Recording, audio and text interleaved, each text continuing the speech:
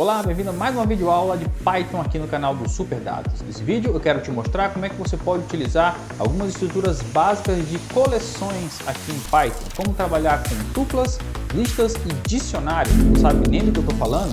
Vamos lá que eu vou te mostrar. Vamos decolar. Bem, nós vamos trabalhar com estruturas básicas de Python relacionadas a coleções. O que são coleções? São formas que você tem de agregar e de armazenar dados em uma sequência vetorial. Então, na verdade, o que nós vemos aqui como lista, por exemplo, em Python, nós vemos como um vetor, como um array em outras linguagens, por exemplo. Temos também outras estruturas como as tuplas, que têm a característica de serem mais rígidas. Uma vez que você coloque ou cria sua tupla com os dados, você não pode alterar essa tupla. E nós temos também o conceito de dicionário, onde você pode casar informações, você pode colocar uma coleção de dados dentro de um contexto chave-valor. Tá? Eu vou te mostrar na prática como é que a gente pode fazer isso aqui dentro do Python. Bem, uma lista. Como é que eu crio uma lista em Python? Basicamente, eu vou criar uma lista dando um nome como se fosse o nome de uma variável. Tá? Então, vou colocar aqui, por exemplo, cidades. Vou criar uma lista de cidades e essa lista de cidades, então, eu vou colocar ela dentro de colchetes. Tá? Então, vou colocar aqui, por exemplo, a cidade de João Pessoa, a cidade de São Paulo, a cidade do Recife e Fortaleza, certo? Bem, coloquei aqui, criei uma lista com 4 cidades. Lembrando que aqui nós temos a estrutura de um vetor e na computação, de um modo geral, nós vamos associar os valores vetoriais começando com seus índices em 0. O que significa dizer? A primeira posição do meu vetor aqui é a posição 0. Tá? Então nós vamos contar aqui como 0, 1, 2 e 3. Se eu tenho 4 elementos, eu vou partir sempre da posição ou do índice 0 até o último índice, que no caso aqui é o índice 3. Tá? Então eu conto como 0, 1, 2, 3. Ou seja, minha contagem começa sempre de 0. Isso na maior parte das linguagens de programação funciona assim e em Python também. Então aqui a cidade de João Pessoa, por exemplo, é o índice 0, certo?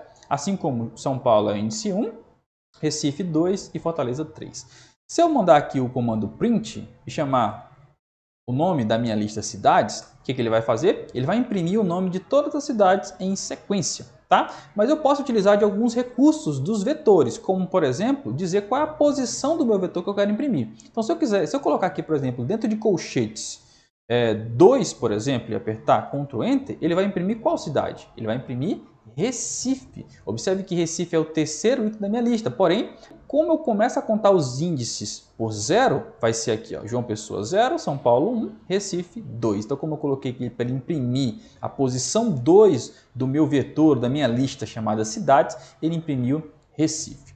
Ainda aqui no conceito de listas, nós podemos utilizar alguns dos recursos adicionais que são as funções pop e a função remove. O que a função pop faz? A função pop ela tira um elemento da lista baseado no seu índice. Então, se eu chamar aqui, por exemplo, cidades, chama aqui cidades.pop.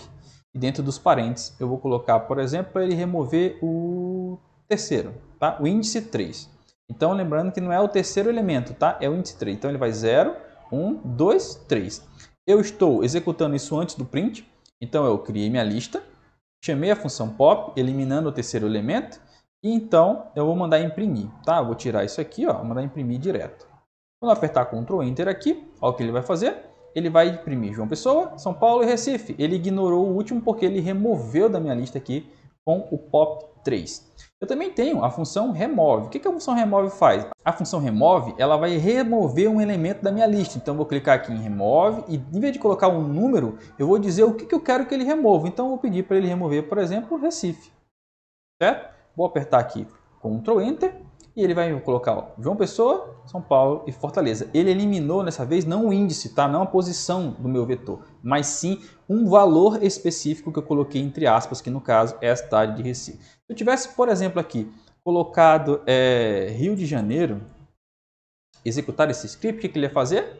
Ele ia dar um erro, tá? Por quê? Porque eu estou colocando um valor que eu quero eliminar que não existe na minha lista, tá? Então a diferença entre o remove e o pop é que o pop ele elimina uma posição do meu vetor específico, enquanto o remove ele elimina um valor dentro da minha lista. Tá bom? Isso aqui então é o conceito de listas aqui em Python.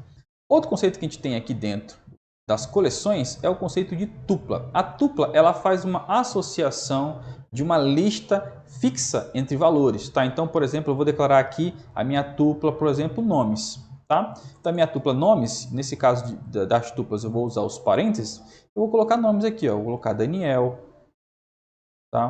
Vou colocar aqui Luana, vou colocar Lucas e vou colocar Davi. Criei a minha tupla, tá? Ele vai ficar um pouco mais fixo. Então, o que eu posso fazer com isso aqui? Eu posso imprimir também, chamar aqui nomes, aperto o Ctrl Enter, ele vai executar. Eu chamo também aqui nomes, que é o nome da minha tupla. Eu posso chamar um valor específico, então eu vou chamar a posição 2 da minha lista. Ele também vai imprimir, certo? Mas reparem que eu não posso, por exemplo, fazer nomes.pop, certo? Se eu fizer isso aqui, ó, pop 2, eu quero eliminar, né, o índice 2 da minha lista.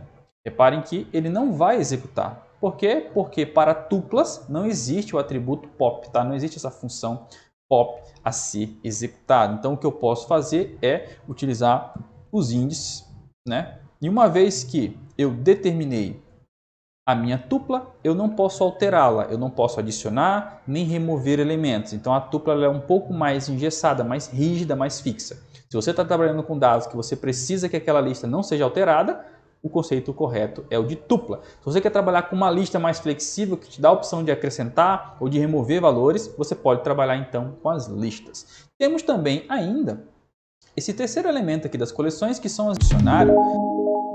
A diferença básica para os demais é que você faz a associação de uma chave e de um valor. Por exemplo, eu vou colocar aqui uma coleção chamada time. Ela vai ser separada então por chaves. Então repare que nós temos elementos diferentes, tá? Nós temos cidades aqui como uma lista que usa colchetes para armazenar os seus valores. Nós temos nomes como uma tupla que utiliza parênteses e o dicionário utilizam-se de chaves, tá? Então o que eu vou colocar aqui? Vou colocar, por exemplo, os valores. E eu faço uma coleção de chave e valor. Eu boto dentro de aspas, eu lembro time e coloco o nome do time também dentro de aspas, tá? Vou colocar aqui, por exemplo, Barcelona. Separo por vírgula e coloco mais um valor. Eu vou colocar aqui, por exemplo, país. Qual é o país desse time? Eu vou colocar aqui Espanha. Certo? E uma vez que eu criei, eu posso chamar aqui também, ó. Eu quero chamar aqui time. Eu vou dar um Ctrl Enter e ele vai imprimir para mim todos os valores, tá? A chave time e o valor Barcelona, por isso que a gente chama de chave e valor, né? Que é o conceito onde eu tenho um valor chave, um campo, né? Um nome do campo, por exemplo, e o valor desse campo, país, Espanha. Se eu chamar aqui time e especificar, por exemplo, dentro de colchetes que eu quero o país desse time, eu aperto o Ctrl Enter e ele me traz Espanha. Se eu especificar que eu quero o time, o nome do time, ele me traz Barcelona. E se eu colocar aqui um valor que não existe no meu dicionário, o que vai acontecer? Se eu colocar aqui, por exemplo, título, algum título que esse time ganhou.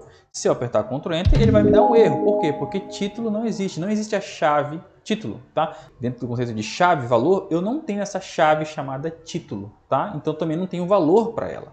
Então nesse caso ele vai dar um erro. E para consertar isso, eu poderia acrescentar aqui uma outra chave chamada título e um outro valor aqui chamado, por exemplo, La Liga.